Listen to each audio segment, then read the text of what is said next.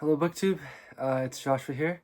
I'm back with another video, and I'm going to be, well, this video is a book haul, because I went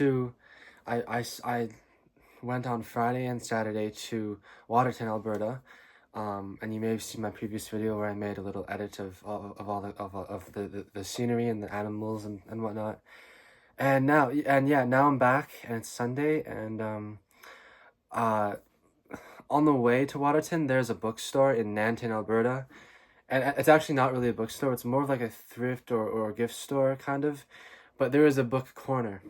And it's just four shelves total of books. And they're all $1 each, which is just amazing. They're all used. And there was there was a surprisingly really good selection of books there. I was really surprised that I was able to find such cool stuff in such a small corner, and then it's just a very small town in general. And so yeah, I found 6 books. So I spent $6 on these books. So I'll get started. It'll be a short video. The first one is it's Eudora Welty, A Curtain of Green and Other Stories. So this is, I think, one of her earlier short story collections. And maybe I'll just read the back to you here. A Curtain of Green, the first collection of Eudora Welty's short stories to be published, won her immediate recognition as one of the most gifted of American writers. Among its 17 titles are such famous stories as Why I Live at the P.O., Powerhouse, Petrified Man, and Keela, the Outcast Indian Maiden. Also included is Catherine Ann Porter's historic introduction, which presented a relatively new writer to the American public in 1941.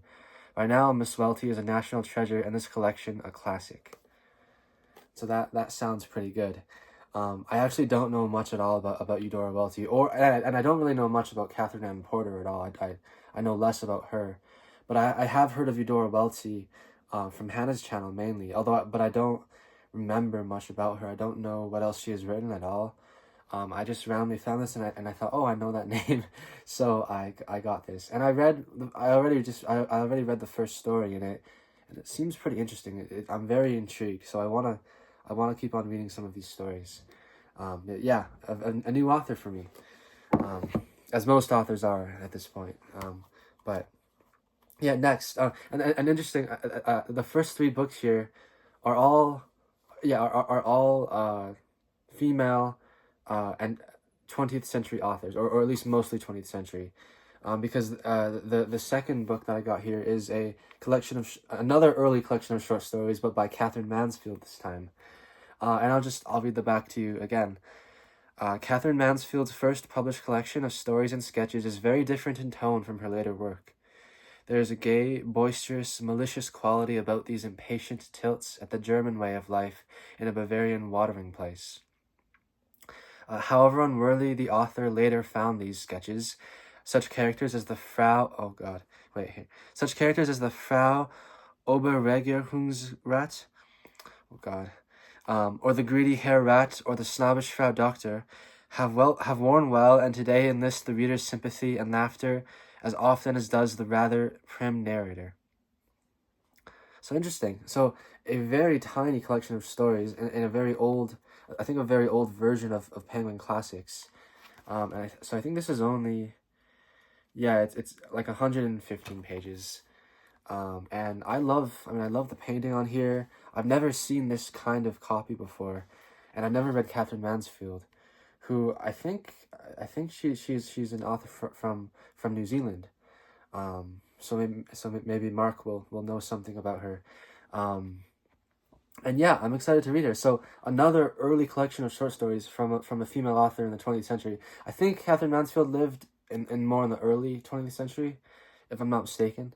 But yeah, I'm excited to get this. And then this is the third 20th century female author, which is Virginia Woolf, of course. I have Mrs. Dalloway here. And actually, I technically didn't need to get this. I already have a copy of Mrs. Dalloway. Excuse me. I've had that cough for like over a week now. It's not going away, but I have 2 copies of Mrs. Dalloway, and I got this at my used bookstore. Actually, not too long ago. I just didn't show it on camera, but I got this at my school's used bookstore after I read the novel in class, for one of my classes, and I got. I loved it so much that I wanted to get a physical copy, because I originally read it on ebook, and yeah, I read it really quickly because I was, I just wanted, I partially just wanted to get through it to be able to, to be able to get to other assignments, and that's kind of how it is sometimes with those classes. But I mean, but I still enjoyed it quite a bit, and I really want to go back to this novel, and so I got 2 copies because I loved it so much the first time anyway. Um, I figure I might as well have 2 copies so that I can maybe write a lot on one and then have a fresh one to go to. Yeah. Anyway, so yeah, I have those 3 woman authors, 2 of which are early short story collections. One is a very short novel, and now we have 3 bigger books. And I think 2 of them are poetry and one is a biography. Okay, so I'll start with the poetry. This is also a duplication. This is the Complete Poems of Emily Dickinson, edited by Thomas H. Johnson. So this is an older printed edition. I have another Complete Poems of Emily Dickinson, which is actually a lot bigger than it's a lot wider than the older one, because I guess she had a lot of unpublished poems that were added to this one. And the reason why I got 2 volumes of Emily Dickinson is because, well, I like Emily Dickinson. I haven't nearly read much by her, but the poems that I have read, I've liked quite a bit. And also this book was $1, so I thought, why not? I just kind of grabbed it, because I also really like the way the cover looks. And it's nice, again, it's nice to have duplications, because you can write in one, or you can beat one up and then just have another one to turn to. Like, I have 2 editions. I have 2 versions. I have 2 editions of the Oxford Book of English Verse for that reason. One of them is really beat up, and the other one's almost brand new. Almost brand new in condition, but I got it used. And also, yeah, I just really liked. I really like the design on this thing. I just think it's really elegant, and also, this book actually has a lot of annotations in it. The previous owner, does it have a name on it? Let me check. Yeah, it does. It does have a name on it. And the previous owner wrote all through it. Not on every single page, but on a number of pages. And their handwriting is actually legible, which is rare, I find, with used books. So I think I'll, like, if I'm dipping into this, or if I decide to go through one by one all of Dickinson's poems, it'd be interesting to see what the previous owner wrote in this book. And so yeah, that is Emily Dickinson. And then the second book of poetry is one that I'm really happy to have, because it's very rare to find an actual print copy of these poets. This is an edition of the P Rafflites and their Circle. So I'm gonna read to you the back here, at least part of it. This useful volume presents the major works of the 5 leading Pre-Raphaelite poets. Foremost in the collection and included in their entirety are Dante Gabriel Rossetti's The House of Life. It is that in its entirety. Christina Gabriel Rossetti's Mana Innominata, William Morris's Defense of Guinevere, Swinburne's Atalanta and Calydon, and Meredith's Modern Love. Complementing these major poems is a fine, generous selection of the poets' shorter pieces that are typical of their work as a whole. And then it goes into some changes that were made in the second edition. And then there's an introduction. Lang's introduction describes briefly the founding of the Pre-Raphaelite Brotherhood, discusses each of the Pre-Raphaelite poets, both individually and in relation to the others, and grapples with the questions of definition of Pre-Raphaelitism and the similarities between its painting and poetry. And this book is appropriately illustrated with 32 works by Dante Gabriel Rossetti and a bunch of others. So it's an anthology of major Pre-Raphaelite poets. and I'm so happy because the fact that it has Dante Gabriel Rossetti's The House of Life, and longer works from all the other Pre-Raphaelite authors is really rare.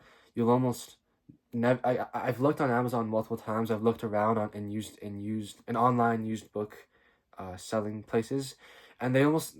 I don't think a reprint copy of Dante Gabriel of any of Dante Gabriel Rossetti's poetry actually exists, and the same goes for William Morris, and who else is here? There is a Penguin Classics volume of Swinburne, and Christina Rossetti, but not the first two, and George Meredith. There isn't anything with George Meredith either, I think. So I'm really happy that I found this. Yeah, and it has these beautiful illustrations, or not illustrations. It includes black and white paintings that were painted by the Pre-Raphaelites. What am I showing you here? John Ruskin, Study of Trees, is this one right here on the bottom, which is really nice, and it has tons of these all throughout it. What else do we have? Yeah, we have a painting of Ophelia on the bottom again. Just wonderful. So yeah, I'm really happy to have this. I did not have any. I hardly had any Pre-Raphaelite poetry except for a copy of Swinburne, but no one else. So last book, and then I'll stop taking up your time. That very last book is a biography, and this I read the prologue in this biography, and it's shaping up to be, I think, utterly fascinating. This is a biography of Samuel Pepys, by Claire Tomalin. I don't know if I feel like I've heard of this distantly on Steve's channel. Maybe I don't know if he's recommended this. I'll have to check, but I feel like this would be a Steve book.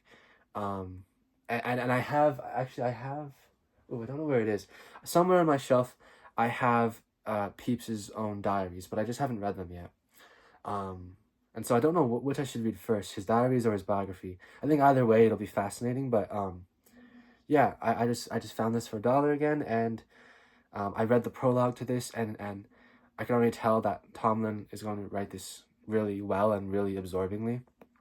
And yeah, I'm just really excited to have this because it's really cool. I don't know. And there's some illustrations in here, and it's really nice. You have, okay, let me find something. Let me find a good one. Well, I don't know what this is, but you have some really fascinating illustrations there. And yeah. Oh. The spine just, yeah, the spine is cracked as well in here, so I have to be careful when opening it up halfway. But it's not cracked too bad, so I don't think it'll bug me that much. But yeah. Anyway, yeah, that is pretty much it. I was just gonna show you those 6 books. So yeah, I hope you guys enjoyed, and in terms of future videos, I'm hoping to maybe make a reading update video or something like that, hopefully soon. I'm reading The Magic Mountain right now. I'm rereading it, and so that's gonna take me a while. I don't know if I want to make a reading update just on the first half, or if I should just wait till I finish the whole thing and then do something on that. Maybe I'll just do that. But yeah, in the meantime, I'll see you guys later.